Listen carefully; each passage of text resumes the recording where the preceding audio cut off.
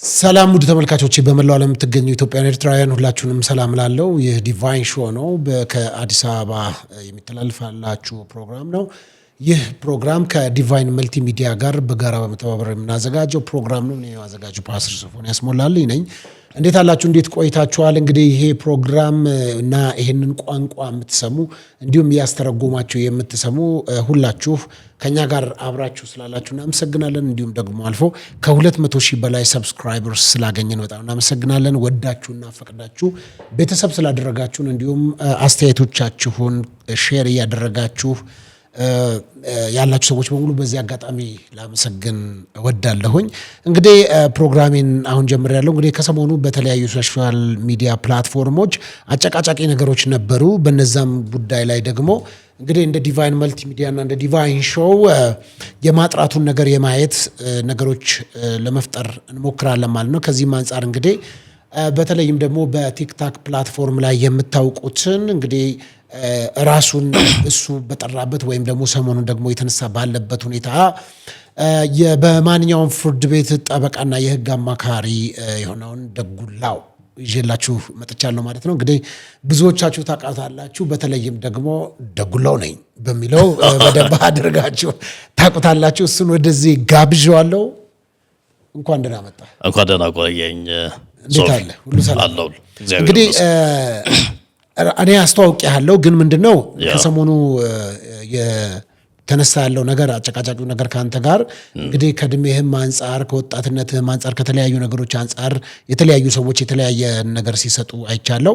ሰዎች በሁለት ጎራም ተከፍለው ጠበቃ ነው ጠበቃ አይደለም የሚሉ አሉ። ከዛ ደግሞ ደላላ ነው በሰዎች መካከል ኬዝ ይቀበልና ኬዙን ለሌሎች ሰዎች ይሰጣል፣ እሱ ኮሚሽን ይዞ የሚወጣ ሰው ነው የሚል አለ። ኢቭን እንደዛም ቢሆን ታዲያ ምን ክፋት አለው? ኬዝ አምጥቶ ለሌላ ሰው ሰጥቶ ሰዎቹ ጉዳያቸውን እስካገኙና እስከተፈታላቸው ችግር የለውም ብለው የሚያነሱ አሉ። ለክስ የሚቀርብ አይደለም ነው ወቀሳ የሚቀርብ አይደለም ብለው ነገሩን ያቀለሉም አሉ። ነው አይደለም። ለምንድን ነው ሰዎቹ በቀጥታ ራሱን እንደ ጠበቃ ራሱን እንደውም አንደኛው ቪዲዮ ላይ የተመለከቱ እግዚአብሔር ምስክሬ ነው ይላል አንደኛው ልጅና እግዚአብሔር ምስክሬ ነው በፍጹም ጠበቃ ነው ብላችሁ ነው የምታስቡት? ጠበቃ አይደለም ከነጭራሹ የሚል ነገሮች ተነስተዋልና በተለያዩ ነገሮች እናነሳለን። ምንድነው የምናነሳቸው? ለምሳሌ ከሰዎች ጋር በስምህ በተነሳበት ሁኔታ የክስ ሂደታችሁ ምን ላይ እንደደረሰ እናነሳለን። ከዛም ደግሞ የእሸቱና የባምቢ ጉዳይ አለ፣ እዛ ላይ እናነሳለን። ከአንተ የጥብቅና ፈቃድና ሁኔታዎች ጋር በተያያዙ የተነሱብህን ነገሮች እናነሳለን። እነዚህና ብዙ ነገሮች እያነሳን ከኬዝ አንጻር ከዛ በተረፈ ደግሞ በዚህ በሶሻል ሚዲያው የሰዎች ስም እንደ ለቅሶ ቤት ንፍሮ ዝም ብሎ ይዘገናል። እኛም ደርሶብናል ብዙ ነገርና ይነሳል። ከዛ ዝም ብሎ ነው የሚታለፈው። የሕግ ተጠያቂነት ብዙ ሲነሳ አይታይም። ከሱ አንጻር እንደ አንድ የሕግ ባለሙያ እናነሳለን። ከዛ ሶሻል ሚዲያን ደግሞ በተመለከተ ያው ሶሻል ሚዲያው ላይም ኦልሬዲ ጠለቅ ብለህ ለረጅም ጊዜ ስለቆየ ስለምትታወቅ እናነሳለን። እንዲሁም ደግሞ ከፍቃድህም ጋር ተያይዞ ከ5 ዓመት በፊት ነው የሕግ በማንኛውም ፍርድ ቤት እያለ ራሱን እንደ ጠበቃ አክት ሲያደርግ ነበር የሚሉ እነዚህን ሀሳቦች ተነስተው ይመጣሉ። አንተ ደጉላውን አስተዋውቅ ብልህ አንተ ማን ብለህ ታስተዋውቃለህ? እኔ በፌደራል ማናቸውም ፍርድ ቤቶች ጠበቃና የሕግ አማካሪ ደጉ ታደለ ኮይራ ወይም ደግሞ በምታወቅበት በማህበራዊ ሚዲያ በምታወቅበት ደጉላው ነኝ ማለት ነው። አንዳንዶች እንደውም ሲጠሩ እየሳኩ ነው በደጉላው ምንድነው እና እንደውም አንዱኛው የደጉላው አይደለም ድኩላው ነው ምናምን እያለ የተለያየ ምንድነው ደጉላው? በጣም ጥሩ ጥያቄ ነው የጠየከኝ ሶፊ። አንተ እንደው በተለያዩ ዩቲዩብ ፖድካስት ላይ ማስ ሚዲያ ላይም ቀርቤ አውቃለሁ። ነገር ግን ስለ ስሜ ተጠይቄም አላውቅም፣ ምላሽ ሰጥቼም አላውቅም።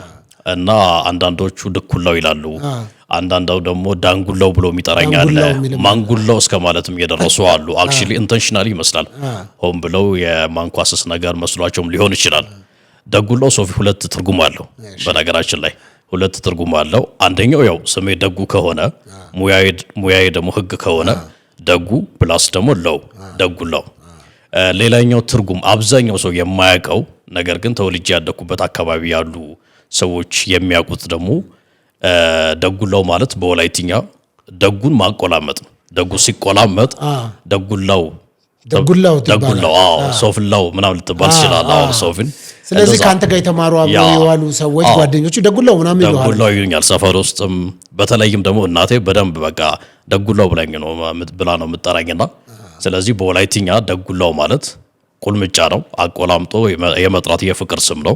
ፕሮፌሽናሊ ደግሞ ደጉን ከላው ጋር አገናኝቼ ሁለት አይነት ትርጉም አለው ማለት ነው። በዚህ አጋጣሚ ደጉላው ግን አይቼዋለሁ ጽሁፉ ላይ እንግሊዘኛው ላይ ደጉ ሎው የሚል ምናልባት በመሃል ስፔስ ስላልሰጠኸው ስለተገጠመ ደጉላው ብሎ ሰው ያነባዋል እንጂ ወደ አማርኛው ስለሚወስደው ግን ሳይው ደጉ ሎው የሚልም እንትኑ ነበር ይሆነ ለምን የወላይታ ልጅ ነህ አንተ? በነገራችን የወላይታ ልጅ ነኝ።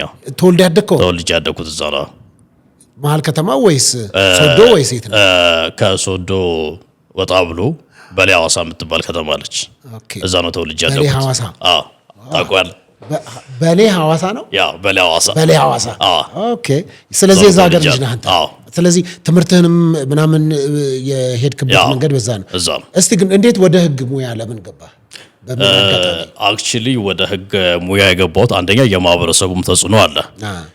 እኛ አካባቢ ይሄ እውነትን ለእውነት የምሰጥ ቫልዩ ከፍ ያለ ቫልዩ አለ። ከዛ ደግሞ በሃይማኖቴ ደግሞ ኦርቶዶክስ ነኝ። በሰንበት ትምህርት ቤት ነው ያደግኩት እና ስርዓት አለ፣ ዲሲፕሊን አለ፣ የተለያዩ ህጎች አሉ መጠበቅ ያለባቸው፣ እኩልነት፣ ፍትህ የሚባሉ ነገሮች አሉ። በወላይታ ባህል ደግሞ ጭማ የሚባል ባህላዊ የዳኝነት ስርዓት አለ። እሱን እያየው ሳድግ ይሄ ውሸትን የምጸየፍ ማህበረሰብ ነው፣ ለእውነት ከፍ ያለ ዋጋ የምሰጥ ማህበረሰብ ነው።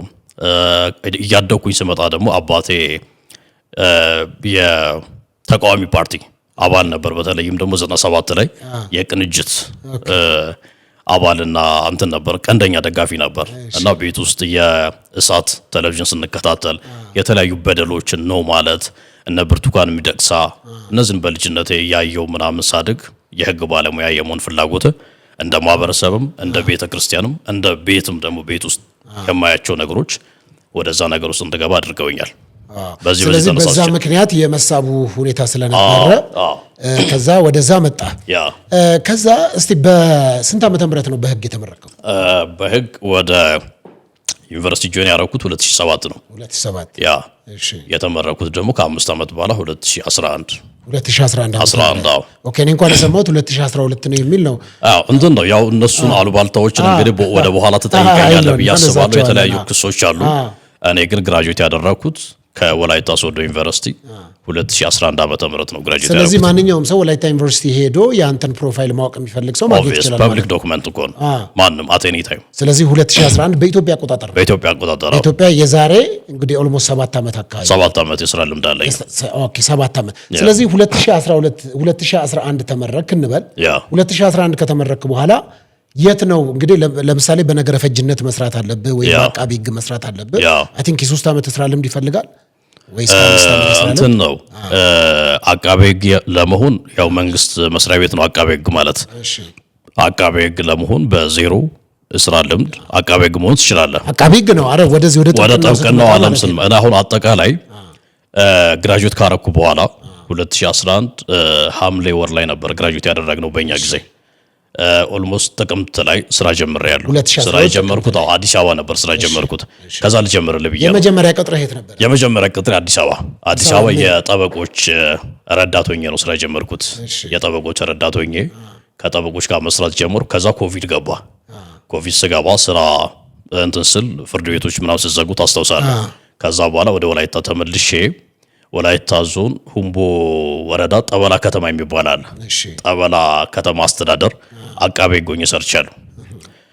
ጠበላ ከተማ አስተዳደር አቃቤ ህግ ሆኜ ወደ 2 ዓመት ገደማ ከሰራው በኋላ አንድ የፋይናንስ ተቋም ደግሞ ከዛ ከመንግስት መስሪያ ቤት ወጥቼ የፋይናንስ ተቋም አለ።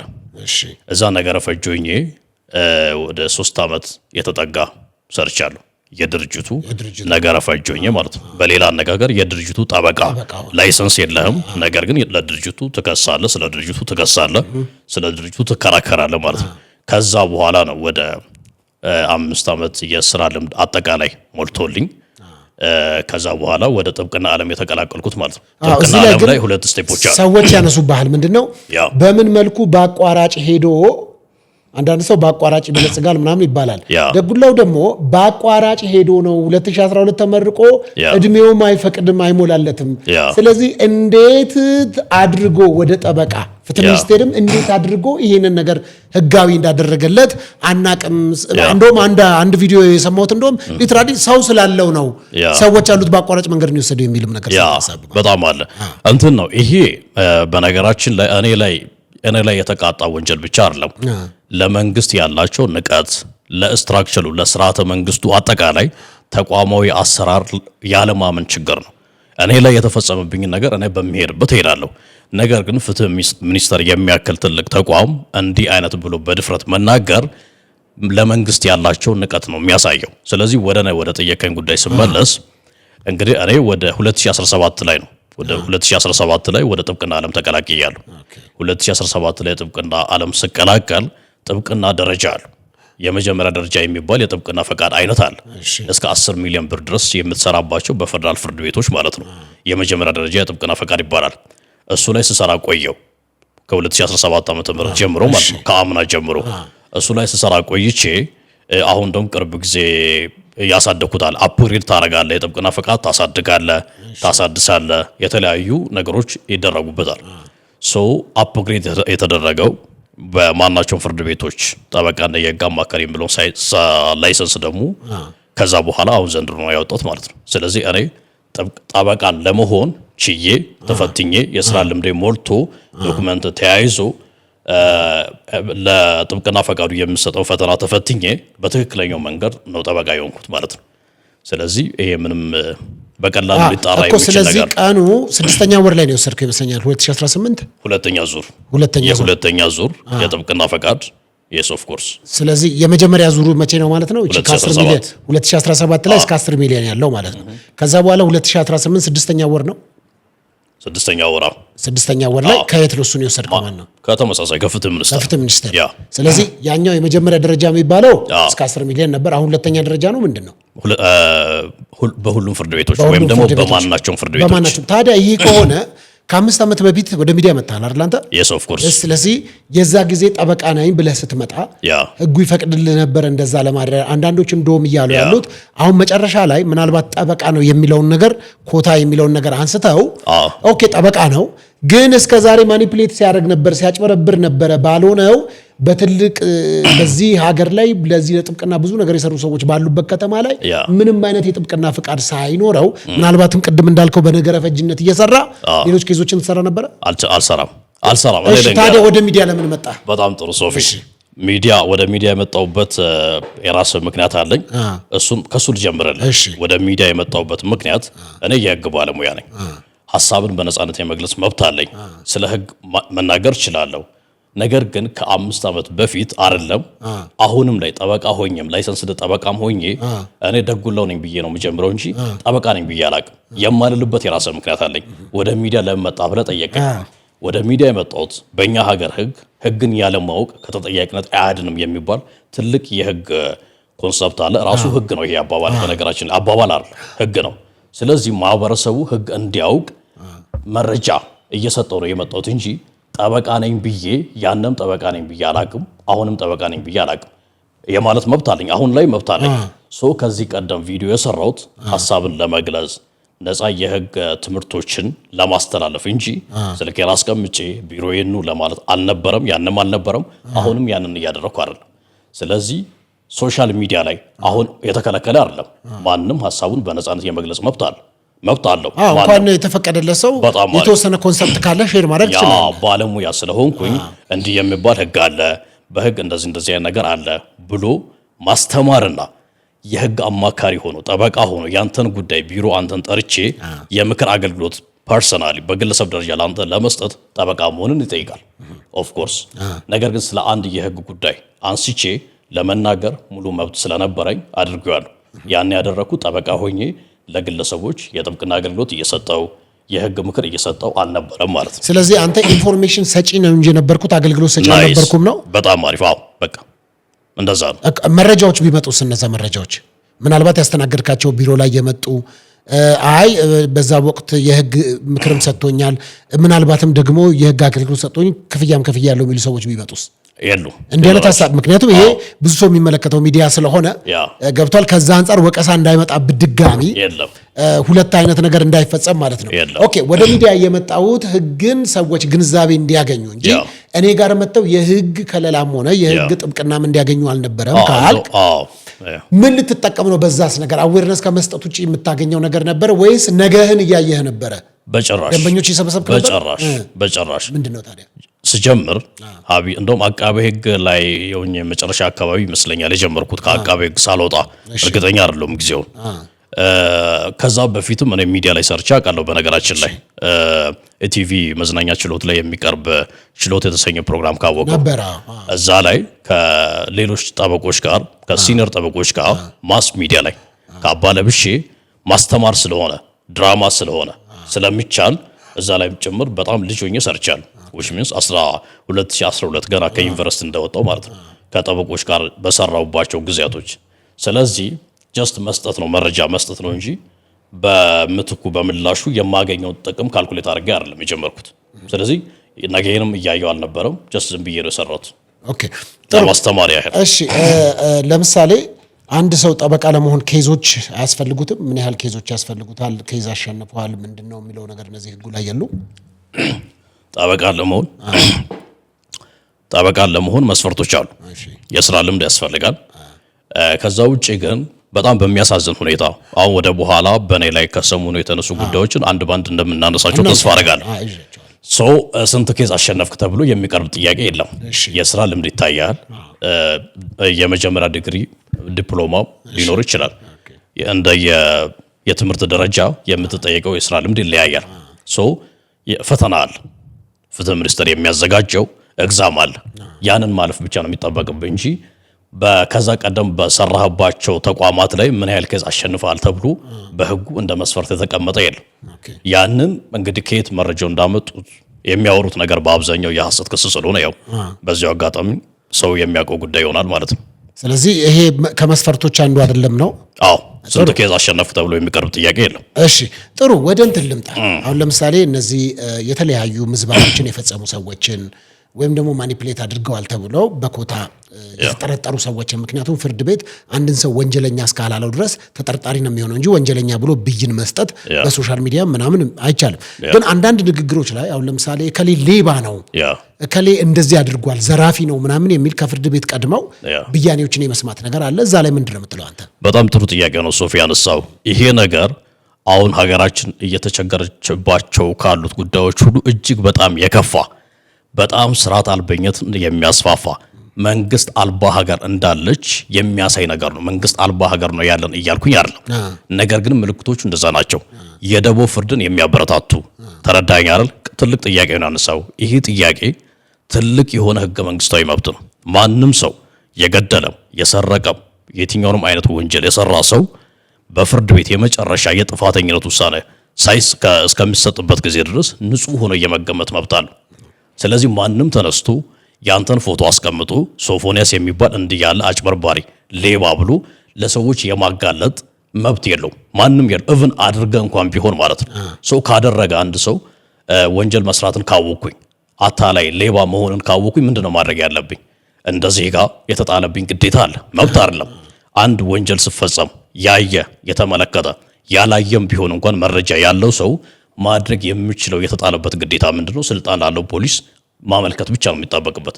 ከዛ ውጪ ማንም ሚዲያ ላይ ቀርቦ እገሌ የሚባል አጭበርባሪ አለ ተጠንቀቁት ብሎ የሱን ፎቶ አስቀምጦ ማድረግ አይችልም። ይሄ የሚያሳየው ሀገሪቱ ስርዓት አልበኝነትና የደቦ ፍርድ እየተስፋፋ መሆኑን ማሳያ ነው። ስለዚህ መንግስት ዜጎችን አይደለም የሚያስከብረው፣ እነዚህን አካላትን ለህግ አቅርቦ ተገቢውን አደብ የሚያስገዛ ከሆነ መንግስት የሚያስከብረው ራሱን ነው በመጀመሪያ ደረጃ። ምክንያቱም ደህንነት ያለበት ሀገር ነው። መከላከያ፣ ፌደራል ፖሊስ፣ ፍትህ ሚኒስቴር፣ ፍርድ ቤቶች ያሉበት መዋቅር አለ የምንተማመንበት ማለት ነው።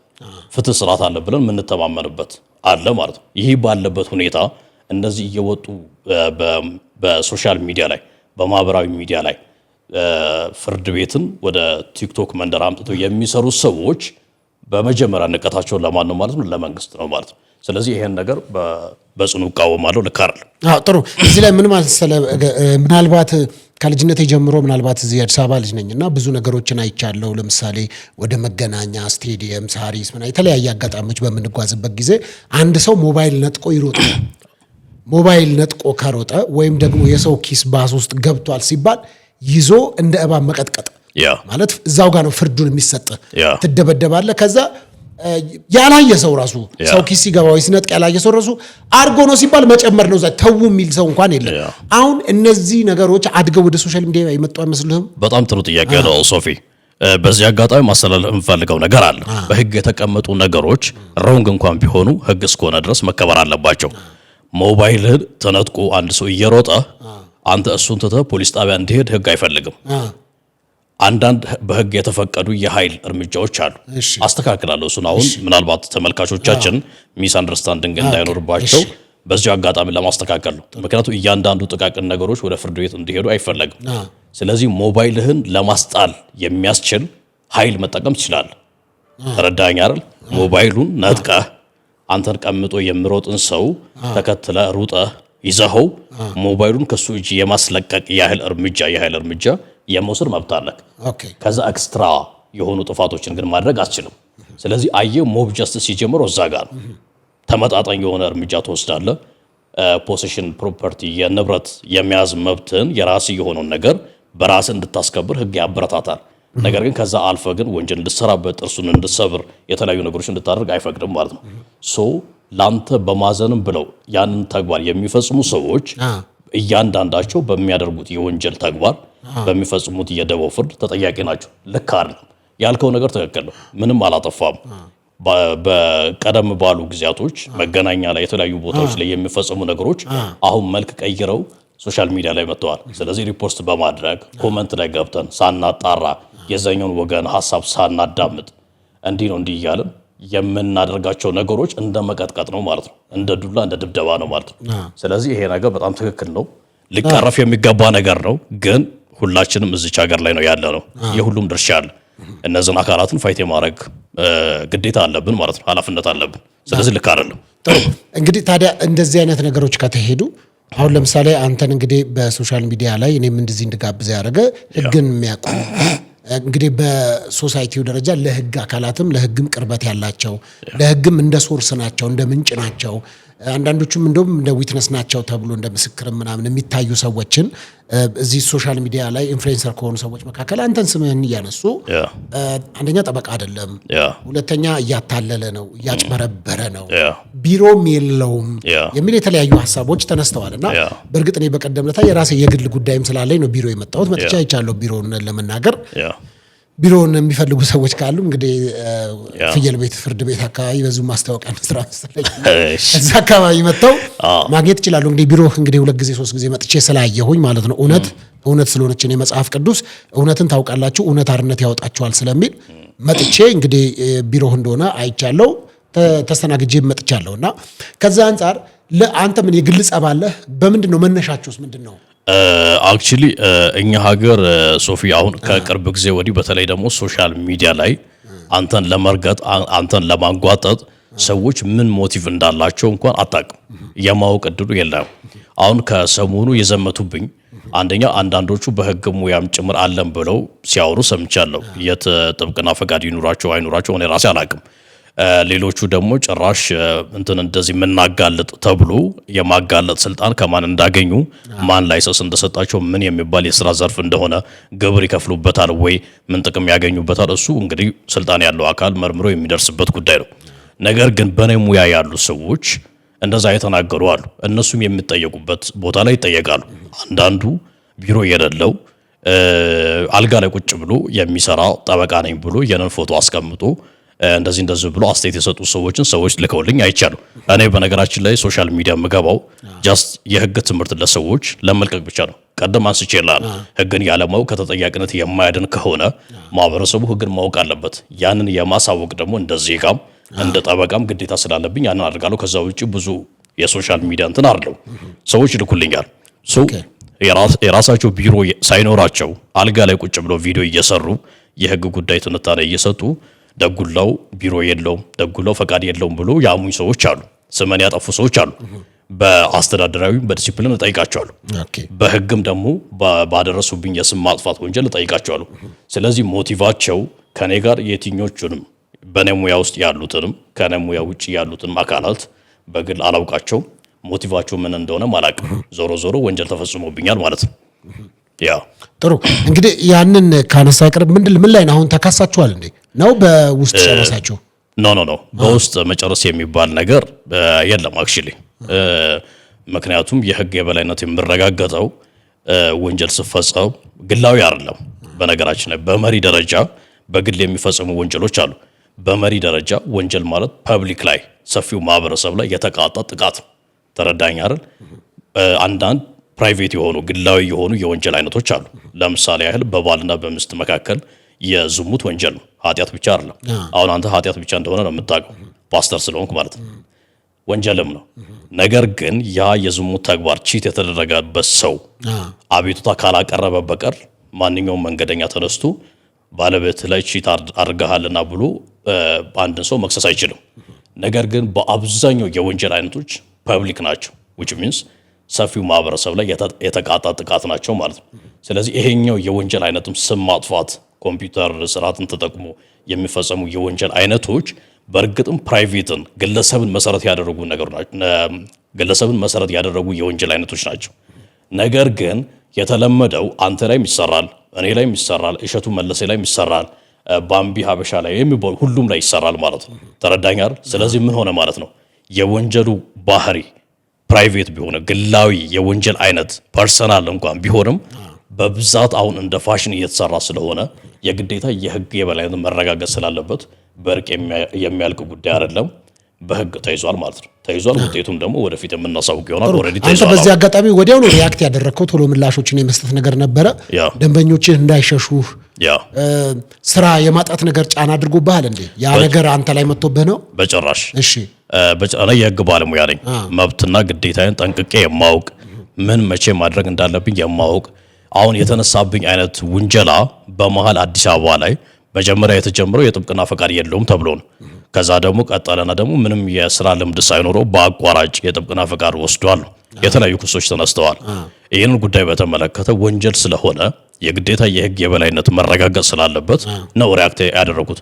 ከዛ ውጭ ደንበኞች ያውቃሉ፣ የት ሄደው ውክልና እንደሰጡኝ ያውቃሉ፣ መቼ ከኔ ጋር የስራ ግንኙነት እንደጀመሩ ያውቃሉ። ከደንበኛ ውጭ ያለው ደግሞ አንዳንድ የሙያ ባልደረቦችም ደግሞ ስለነ ድምጽ ይሆኑ አሉ። እንደዚህ ነው እናውቃለን ብለው የመሰከሩልኝ ሰዎች አሉ። ተረዳኝ አይደል? መንጋው ይሄ ማመዛዘን የማይችል ትላንትና የለቀቀው ቪዲዮ ላይ እንደዚህ ብለሃል እኮ ትላንትና ፈቃድ የለውም ብለሃል፣ ክርስቶስ ምስክሬ ነው ብለሃል፣ አሁን ደግሞ አለው ግን እንደዚህ ነው እያልክ ነው ብሎ ጥያቄ ማንሳት የማይችል መንጋ ለኔ ብዙ ምንም አያደርግልኝም። ነገር ግን ደንበኞቼ ምን አይነት ጠበቃ እንደሆንኩኝ በግለሰብ ደረጃ ራሱ ምን አይነት ሰው እንደሆንኩኝ ስለሚያውቁ የተለየ ጥያቄ ያነሳብኝ ማንም የለም። ስራ የማጣትም ነገር አልገጠመኝም። ጥሩ። እንደዛ ከሆነ ታዲያ አንተ አሁን ምን ያህል ዓመትህ ነው? እንግዲህ ፐርሰናል ጥያቄ ነው። እድሜ ስንት ይሆናል? ገምት እስኪ ሶፊ። እንግዲህ 30 29። በነገራችን ላይ እየተነሳብኝ ወጀብ ላይ ማለት ነው እድሜ ትልቅ ተጽዕኖ አድርጎባቸዋል። እንትኑ ወጀቡን ያስነሱ ሰዎች አይደሉ፣ ወጀቡን ተከትለው የሄዱ ሰዎች አሉ። እውነት የመሰላቸው የተነገረው ነገር ከእድሜ አንጻር። ምክንያቱም ሰዎች ጠበቃ ሲባል በዳኝነት በአቃቤ ሕግነት ኦልሞስት ጡረታ ወጥተው ሁሉም ጠበቆች ጡረታ ወጥተው ነው ጥብቅና ፈቃድ የሚያወጡት እያልኩኝ አይደለም። ነገር ግን በአብዛኛው እኛ ሀገር የተለመደው ወጣት ጠበቃ የለም። ለዛ ወጣት ስለሆንኩኝ ጠበቃ ሊሆን አይችልም ነው።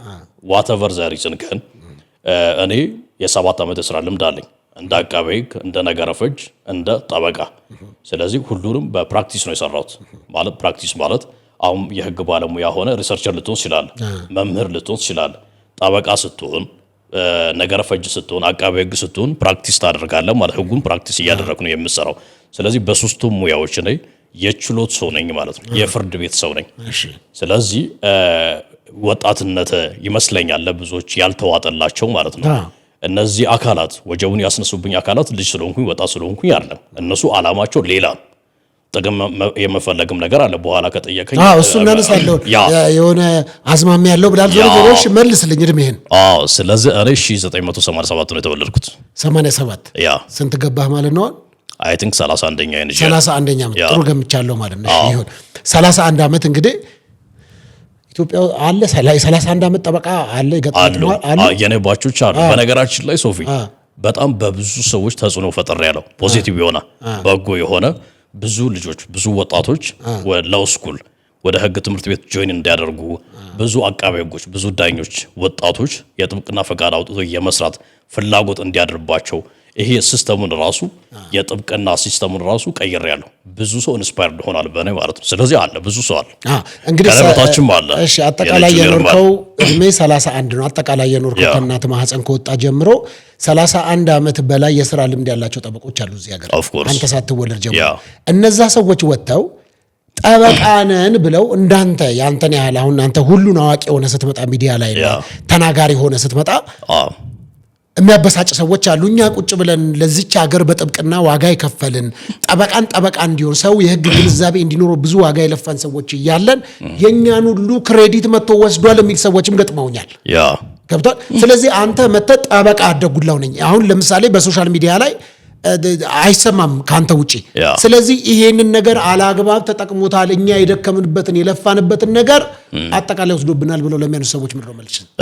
አክቹሊ የማንንም ስራ የማንንም እውቅና የማንንም ክሬዲት አልወሰድኩም። እኔ አንደኛው የተከለከለ እስካልሆነ ድረስ ሶሻል ሚዲያ ላይ ቀደምም ብያለሁ እኔ ጠበቃ ደጉለው ነኝ አክቹሊ ብዬ አላቅም። ነገር ግን ጠበቃ ነኝ ኦፍ ኮርስ ጠበቃ ነኝ። እሺ ጠበቃው ነው ብዬ አላቅም የምትለውን ቪዲዮ ያመጣሉ ባይዘው ከዚህ ቪዲዮ ጋር እሺ ይልቀጥ ነገር የለውም። እሺ ጠበቃም ነኝ ሊትራሊ እኮ ድነይ ያረኩኝ አይደለም። ነገር ግን ሌሎች ሲነሮችም አሉ።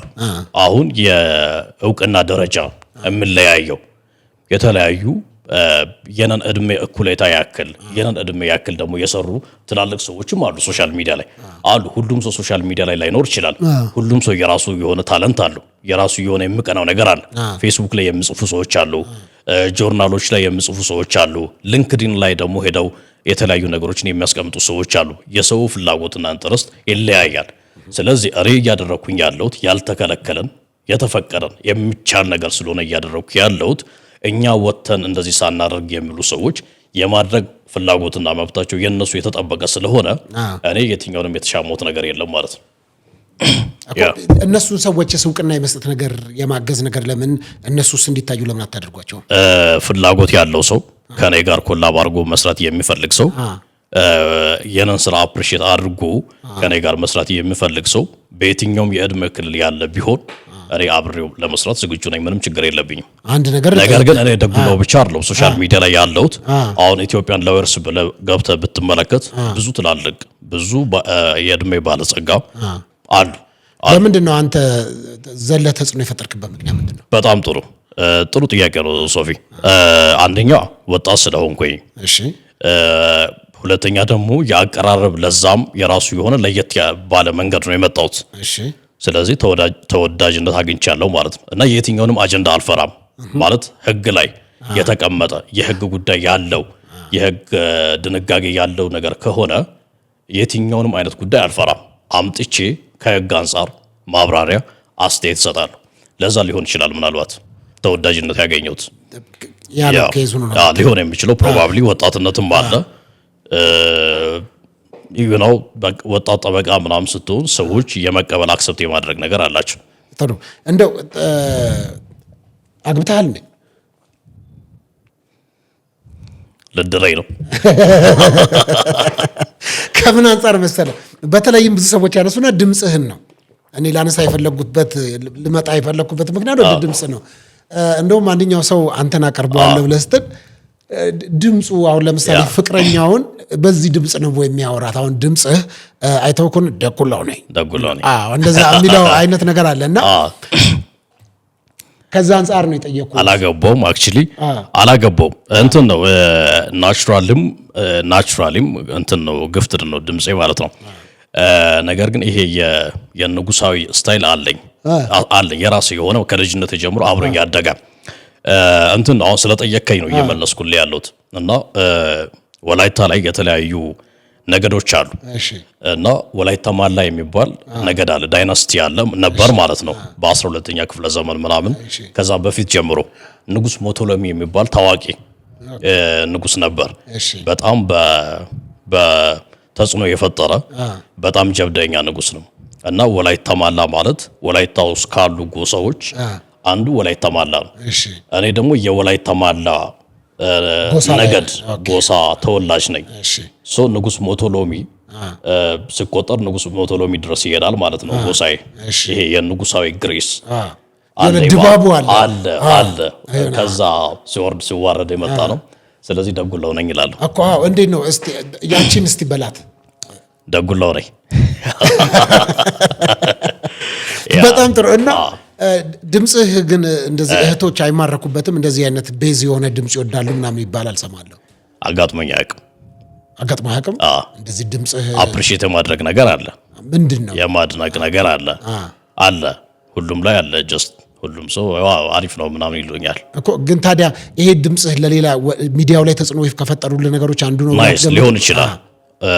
እውነት ለመናገር እኔ አክቹሊ ሚዲያ ላይ ቪዲዮ ሰርቶ ከመልቀቅ ውጪ ይሄ ዲፕ እንትኑ የለኝም፣ እውቀቱ የለኝም።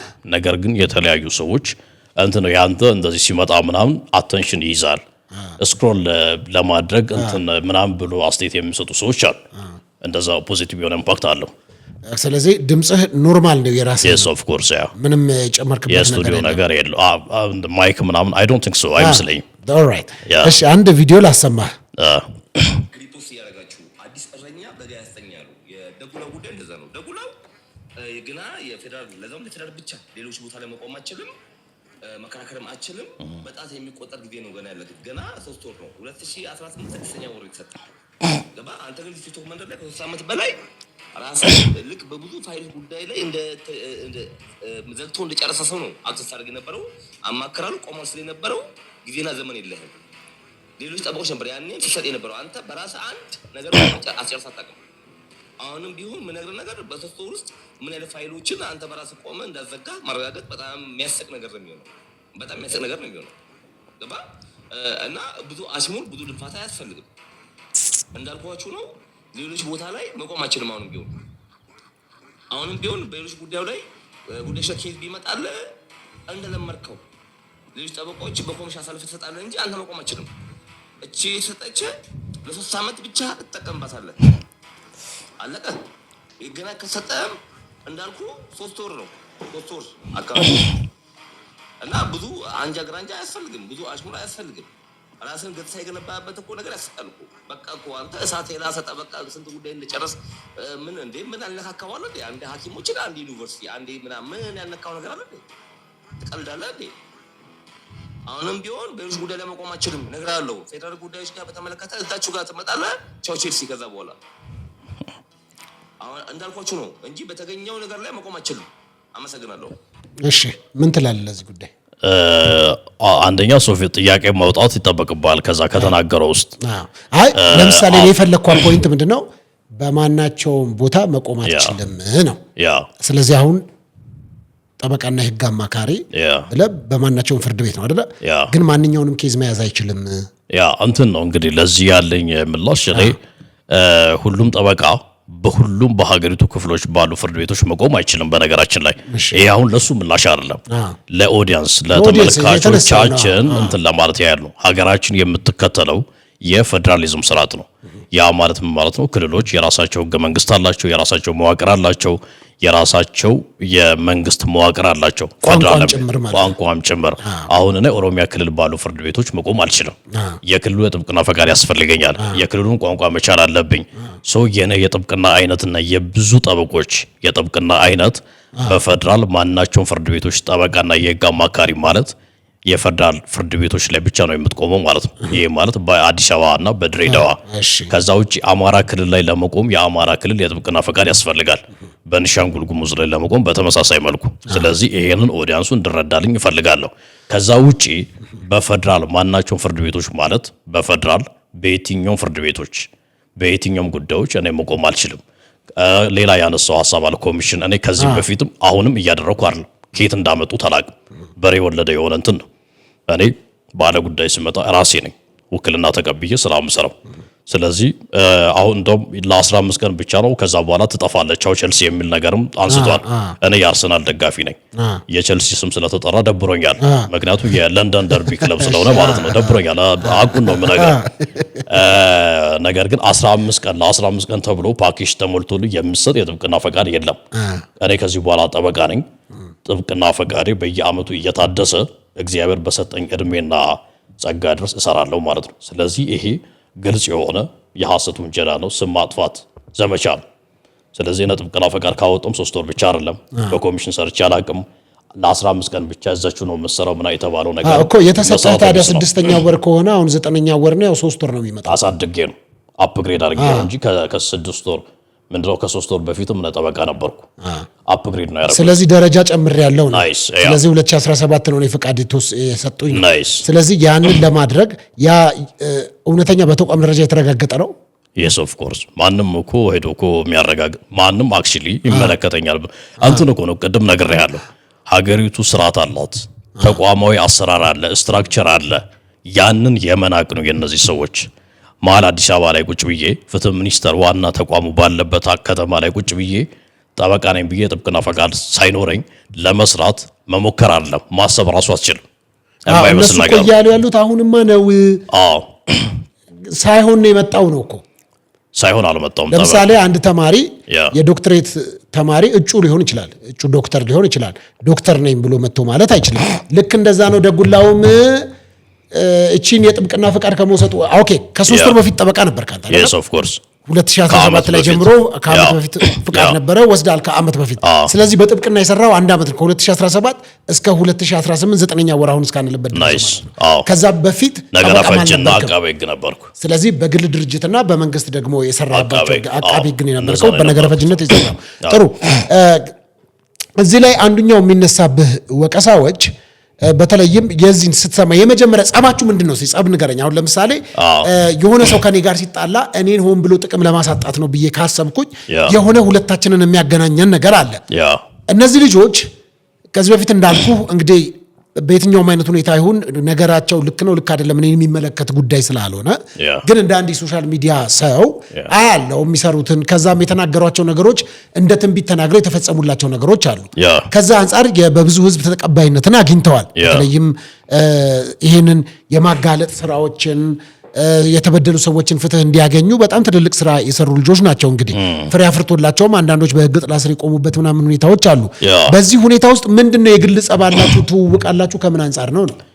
አዎ በነገራችን ላይ መጀመሪያ መታወቅ ያለበት ማንም ይሄ ሌባ አጋላጭ የሚባል የስራ አይነት የለም። ፈቃድም አይሰጥም፣ ወንጀልም ጭምር ነው። አንድ ሰው ወንጀል ሲፈጽም እንኳን ተመልክተ ቢሆን ራሱ ሚዲያ ላይ ቀርበህ ሌባው እንደዚህ ሲያደርግ ስዳፈር ምን አርጌ ምን ሲያደርግ አይቻለሁ የምታወራው ነገር አሁን ስም ማጥፋት ማለት በነገራችን ላይ ውሸት የሆነውን ነገር ብቻ ስትናገር አይደለም፣ እውነት እንኳን ቢሆን ይላል ህጉ በግልጽ ማለት ነው። በሀገራችን የወንጀል ህግ ላይ ስም የማጥፋት ተብሎ በተደነገገው የህግ ክፍል ላይ የምትናገረው እውነት ቢሆን እንኳን አንድን ሰው ለመጉዳት አስበህ እገሌ እንዲህ ያለ ነውር አለበት እገሌ እንዲህ ያለ ወንጀል አለበት ብለን ለሶስተኛ ወገን መግለጽ የወንጀል ተጠያቂነትን ያስከትላል። ስለዚህ በመጀመሪያ ደረጃ መብት የላቸው ከነ በግል የሚፈልጉት ነገር ኖረም አልኖረም ያንን ማድረግ አይችሉም።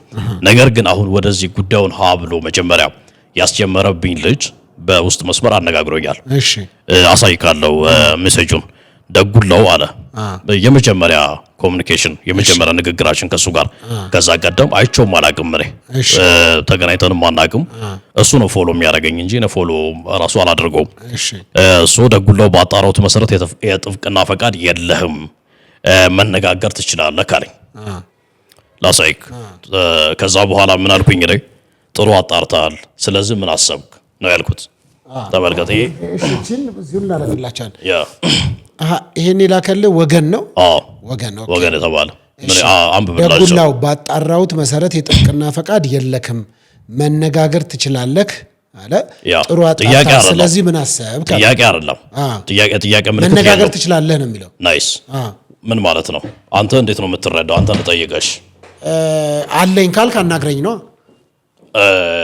አይ አይደለም፣ ለዚህ አትረዳውም አንተ እንደዚህ የምትረዳ የሚረዳው ሁለት አይነት ነገር አለው። መነጋገር ለምሳሌ ኔጎሽየት እናድርግበት ከሆነ እንግባባበትና እናውራ የሚባል ልትፈታው ትችላለህ። ከዛ በተረገ መነጋገር ትችላለህ ካለ ግን ኤቪደንስ ካለ ነኝ የምትል ከሆነ ላነሳውብህ ሐሳብ ላነሳውብህ ትችት መልስ መስጠት ትችላለህ። ማውራት እንችላለንም ሊሆን ይችላል ነው አንተ ያየህበትን ሳይድ ብቻ ማየት የለብህም። ናይስ በጣም ጥሩ ነገር ግን ከሜሴጁ ስንጀምር ማለት ነው ጥያቄ አይደለም የጠየቀኝ አሁን ለዚህ ነው እኔ ባየሁት አንተ የጻፍከው ላይ ጥያቄ ምልክት ስላደረግክ ማለት ነው። እኔ ምን አሰብክ ብዬ ጠይቄዋለሁ። እሱ ደምድሞ ነው የመጣው። ምን ብሎ ደጉላው ባጣራሁት መሰረት የጥብቅና ፈቃድ የለህም ዳን በቃ ጨርሶ ነው የመጣው። ተረዳኝ አይደል? ጥብቅና ፈቃድ የለህም እየተባለ ነው። ስለዚህ በአንተ ሳይድ ምን ሐቅ አለክ ምን እውነት አለክ ብሎ አይደለም የጠየቀኝ። በአራት ነጥብ ነው የዘጋው። ባጣራሁት መሰረት የጥብቅና ፈቃድ የለህም። ስለዚህ ምን ማድረግ ትችላለህ? መነጋገር ትችላለህ። ይጠይቃሉ። በነገራችን ላይ ገንዘብ ብዙ የተጠየቁ ሰዎች አሉ። አሁን ከዚህ በኋላ የሚወጣባቸው ብዙ ነገሮች አሉ። እዚህ ማልናገረው ስልጣን ባለው አካል ፊት የምናገራቸውና እነዚህ ሰዎች የሚሰሯቸው ወንጀሎች እናጋልጣለን። እኔ ላይ አሁን ጥይታቸውን ተኩሰዋል። ምንም ያጋለጡብኝ ውሸት የለም። ምንም ነውር የለብኝም። እያንዳንዱ የተናገሩት ነገር ፐብሊክ ዶክመንት ነው። ማንም ቀርቦ ሊያዩ የሚችለው ነገር ነው የተናገሩት። ስለዚህ የጠየቀኝ ምንድነው? ገንዘብ ነው የጠየቀኝ። ደውሎ ማነጋግሮኛል። ከዚህ በኋላ እዚህ ጋር የጻፍኩለት አለ በደወልክልኝ በስልክ እንደተነጋገር ነው አረጋለሁ እሺ ብዬዋለሁ። ዝም አለ። ጀስት ኢግኖር አረገም ማለት ነው። ምክንያቱም የህግ ሰው ነኝ፣ ጠበቃ ነኝ፣ ማስረጃ ሊይዝበት እንደሚችል ገምቷል። አሁንም ቢሆን ግን ማስረጃ አስቀርቻለሁ። ተረዳኝ አይደል? ደወለልኝ። ከዛ ምንድነው ቅድም መነጋገር ትችላለህ ያልከኝ አልኩት። አይ ያው አንተ ወጣት አይደለም ወይ አትረዳም ወይ አለኝ። ከዛ ኦኬ እሺ በቃ ገብቶኛል ምናምን ብዬ እዚህ ላይ ምን አልኩኝ? በስልክ እንደተነጋገር ነው አረጋለሁ እሺ ምናምን ብዬ ሳላግጥ ነበር የነበረው። ሌሎች እንትኖችን ማሳያለሁ። ስለዚህ በግል አንተዋወቅም። በግል ግን ከኔ ጥቅም ፈልጓል። አንደኛው ልጅ ከኔ ብቻ አይደለም ብዙ ገንዘብ የተጠየቁ ሰዎች አሉ። አሁን እነዚህ ሰዎች የሚጋለጡበት ጊዜ ደርሷል። ህግ ያለበት ሀገር ስለሆነ ስርዓት ያለበት ጊዜ ስለሆነ ተጠያቂነትም የሚደረግባቸው ይሆናል ማለት ነው። ስለዚህ ከኔ ጥቅም ፈልገው ነው የመጣው። ግልጽ የሆነ ነገር ማለት ነው። እኔ ደግሞ የምደብቀው እንዳይወጣብኝ የምፈልገው አንዳችም ነገር ስላልነበረ ሳላግጥ ነበር የነበረው። ስለዚህ በግል አንተዋወቅም። ጥቅም ፈልጎ ስለከለከልኩት ቪዲዮ ፖስት አረገ። ምን ብሎ ክርስቶስ ምስክሬ ነው ጠበቃ አይደለም ብሎ ጀመረው። ከዛ በኋላ የተለያዩ የጊዜ ምናምን ነገር ሲያነሳ ነበር። ጥሩ እንግዲህ በዚህ በኩል እንደዚህ እየመጣ ነው። እንግዲህ ውድ ተመልካቾቼ ከኛ ጋር አብራችሁ ስላላችሁ በጣም አመሰግናለሁ። እንግዲህ የተነሳበትን ነገር አሁን እስቲ እናንሳና አሁን ላይ ይሄ የኮምፒውተር ወንጀል ለምሳሌ ይሄ የራቁት ቪዲዮዎች ተይዘዋል። በተለያየ በፍቅር ጊዜ የተላላኩትን የትኛውም አይነት የራቁት ምናምን ነገሮችን እየያዙ ከዛማ አልፎ ደግሞ ሰዎችን ብላክሜል እያደረጉ ገንዘብ እየጠየቁ ያሉ ሰዎች በዚህ በሶሻል ሚዲያ ላይ ተበራክተዋል። እና በስነ ስርዓት በግልጽ አካውንታቸውን ይልካሉ። እንደዚህ ገንዘብ ካላስገባሽ እንደዚህ ያደርግሻለሁ፣ እንደዚህ የሚሉ ነገሮች አሉና ይሄ ከህግ አንጻር እንዴት ይታያል? ምክንያቱም ብዙዎች ተሸማቀው ዲስከሬጅ ሆኖ ሶሻል ሚዲያ ላይ የነበሩ ሰዎች ዲሳፒር አድርገዋል። ሰው ፊት እንዳይቀርቡ ኢቭን ራሳቸውን ወደ ማጥፋት ምናምን የደረሱ ደረጃዎች ሁሉ አሉና ከዚህ አንጻር ምን ትላለህ? በመጀመሪያ ደረጃ በዚህ ይሄን ባነሳው ጉዳይ ላይ በተለይም ደግሞ የስነ ልቦና ባለሙያዎች በደንብ መስራት አለባቸው ብዬ አምናለሁ። አንድ ሰው ስህተት ሰርቶ ያ ስህተት የትኛውንም አይነት ከባድ ቢሆን ራሱን ወደ ማጥፋት ጭንቀት ውስጥ ምናምን መግባት የለበትም። ይቅርታ የሚያስጠይቅ ነገር ከሆነ ይቅርታ መጠየቅ የተለያዩ ነገሮች ይሽራል። የትኛውም ስህተት ግድያ ካልሆነ በቀር የትኛውም ስህተት በዚህ ምድር ላይ ስንኖር ለሞት ሊያበቃቸው አይገባም። ተረዳኝ አይደል?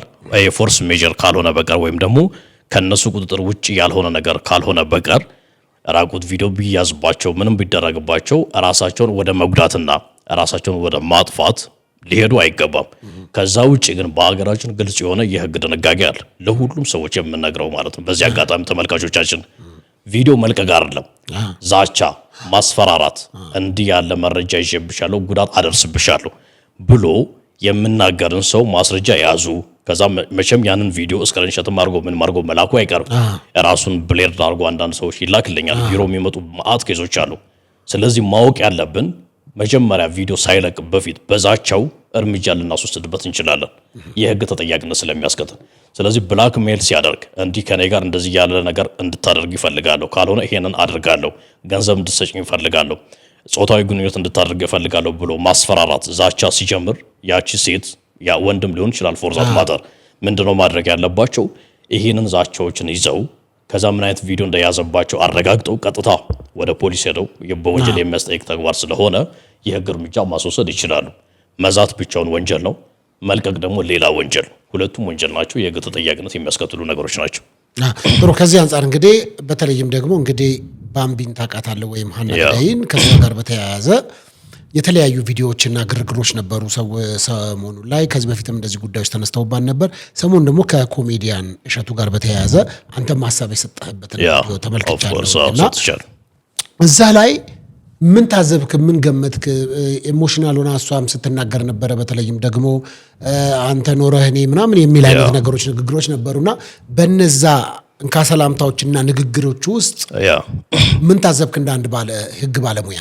አዎ በነገራችን ላይ ስም ማጥፋት ወንጀል የሚባለው ስም ማለት ራሱ በህግ ስም ማለት ምን እንደሆነ ትርጉም ተሰጥቶበታል በሀገራችን የፍትሐ ብሔር ህግ።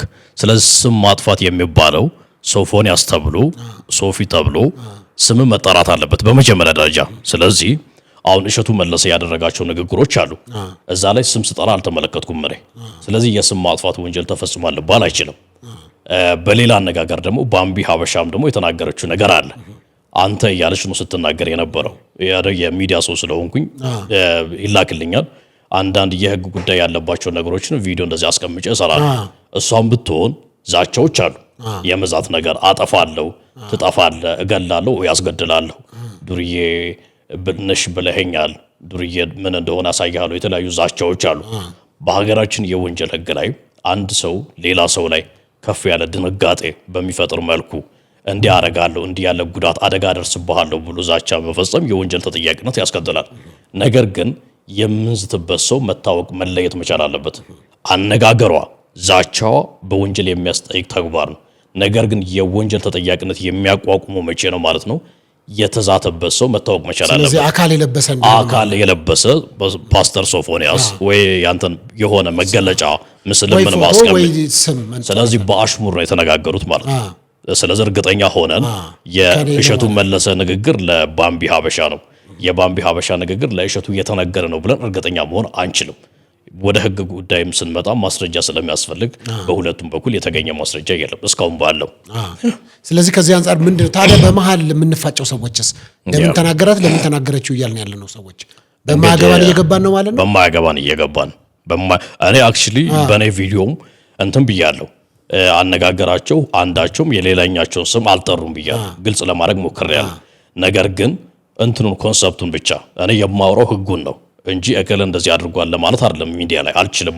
ግን አሁን ለምሳሌ አንተ በምትለው መልኩ ምን ያስፈልጋል? አሁን ለምሳሌ እዚህ አንተ ቁጭ ብለሃል፣ ስምህን ባልጠራም የሆነ አረንጓዴ ሱፍ የለበሰ የህግ ጠበቃና አማካሪ ነው በሁሉ በተለያዩ ፍርድ ቤት የሚል ምናምን ካልኩ ስምን እስክጠራ ምንድነው ኦልሬዲ በቃ። አሁን ለምሳሌ ኮሜዲያን እሸቱ የተናገረው እንደዚህ ምትል እሷን የሚገልጽ ነገር ወይም የእሷን ከዚህ በፊት ጥፋቷንም በማንሳት ከዛ ደግሞ አሁን እየሰራች ያለችውን ለቤተ ክርስቲያን እርዳታ እያሰባሰበች ካለ ሰው አይመስልም ወይ ነው? ይመስላልና ማመሳሰል ነገር ይመስላል። ስለሚመሳሰልም ነው ኢሚዲየትሊ ሪአክት ያደረጉት። ነገር ግን ዲፕ ደግሞ ህግ ማስረጃ ለማሟላት አቃቤ ህግ ክስ ለመመስረት ግን የወንጀል ኤሌመንቱ አያሟላም። የተለያዩ ኤሌመንቶች ስላሉ ማለት ነው። በማስረጃ ሊረጋገጥ ይገባል። እነሱ በውስጥ አዋቂነት አውቀዋል፣ ፐብሊኩም አውቋል። ነገር ግን በችሎት አደባባይ ላይ ጠረጴዛ ላይ ስታስቀምጠው ግን ኬዝ መሆን አይችልም ማለት ነው። በህግ ፊት የቀለለ ነው፣ ብዙም የሚያነሳ አይደለም ነው። ስለዚህ ካሁን በኋላ ስትነጋገሩ ስም ሳትጠራሩ ተነጋገሩ ነው፣ ተነቋቆሩ። እንዴት ነው ታዲያ ማለት ግሪን ላይት እየሰጠን የራስዎ የማላውቀውን ነገር ነው። ከዚህ በኋላ ሰው ስናገር ስሙን አልጠራም፣ አፍንጫው ጠማም ያለ ምናምን እያልኩ ተናገራለህ፣ ያው ችግር የለም ማለት ነው እኮ። ታዲያ አንተን ያው ስም ማጥፋት የሚባለው ያው ስም መጠራት አለበት ወይ ምስል መጠራት አለበት። ለሱ የተነገረ መሆኑ ግልጽ ማሳያ መኖር አለበት። ግን አሽሙር እያበረታተው አይደል እኮ። እንደዛ በሚመስል በዛ ነገርስ ጉዳት አይመጣም ወይ ነው አሁን እኮ። እንግዲህ የተለየ ጉዳት የሚደርስ ካለ በማስረጃ ማረጋገጥ ጥሩ ሌላ ላነሳልህ የምፈልገው ስለ ጠበቆች ሐሜት ነው የሰማሁትን ነው የምነግርህ ሐሜት እዚህ አታምጣብኝ አትበለኝና የምትባሉት ነገር አለ ጠበቆች እንግዲህ እንደ ኢትዮጵያ ብቻ አይደለም እንደ ዓለም ጠበቆች ህግ ቅርብ ናቸው ተበዳይ ወይም ተበዳይ ይመጣባል ለምሳሌ እኔ በድዬ መጣው ከዛ እንግዲህ ጠበቃ ደጉላው እንዴት ያለ ሰላም ነው የኔ አንተ ክላይንት መሆን ደንበኛ መሆን ፈልጋለሁ ቪዲዮዎችንም መለከታለሁ ኬዞችንም ሰምቻለሁ ብዙ ኬዞችን እንደምታሸንፍ እንደምትረዳ የኔንም ጉዳይም ደግሞ እንደምትረታልኝና እንደምትረዳኝ አምናለሁ ግን በዚህ ጉዳይ ላይ ለሐኪምና ለጠበቃ አይደበቅም ለካህንም አይደበቅም ይባላል እውነቱን እነግርሃለሁ እንዲህ ያለ በዚህ ኬዝ ላይ እንድትረዳኝ ነው ጥፋተኛ ሆኜ መጥቼ እንዳሸንፍ ትረዳኛለህ እና ገንዘብ ከሰጧቸው የትኛውንም ኬዝ ይቀበላሉ የሚል ነው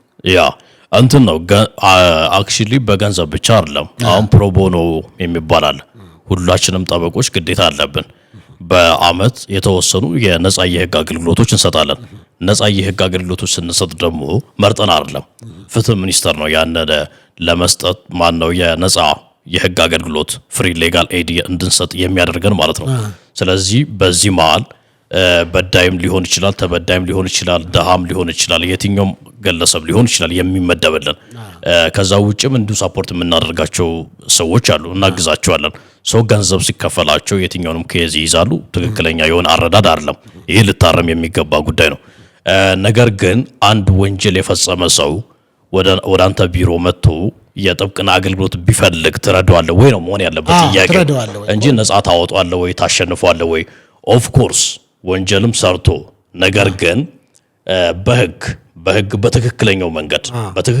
መንገድ የሐሰት ማስረጃ ሳላደራጅ የውሸት ምስክሮችን ሳላደራጅ በትክክለኛው መንገድ ለሱ ህግ የሰጠው መብትና እድል ካለ ካገኘውት ነፃ እንዲወጣ አግዟለሁ ነገር ግን ይሄንን ስጠይቀኝ አንድ ሰው ወንጀል ፈጽሞ ገሎ አስገድዶ ደፍሮ በጣም ነውረኛ ወንጀል ፈጽሞ አንተ ቢሮ መጥቶ የጥብቅና አገልግሎት እፈልጋለሁ አንተ በችሎት እንድትወክለኝ እፈልጋለሁ ብሎ የመጣን ሰው መግፋት አልችልም የማልችለው ገንዘብ ስለሚከፍለኝ ብቻ አይደል ሙያዊ ግዴታ አለብኝ በጠበቆች የስነ ምግባር ደንብ ላይ የጠበቆች የጥብቅና ፈቃድ አሰጣጥና ቁጥጥር አዋጅ ላይ የተቀመጡ የጠበቃ ግዴታዎች አሉ አንድ ደንበኛ ከፈጸመው የወንጀሉ ክብደት አንፃር ነውር አንፃር እኔ ደግሞ ከሃይማኖቴ አንፃር ከሞራሌ አንፃር ተመልክቼ ይሄንን ጉዳይማ አሊዝም ብዬ ደንበኛን መግፋት አልችልም በተቃራኒው ደግሞ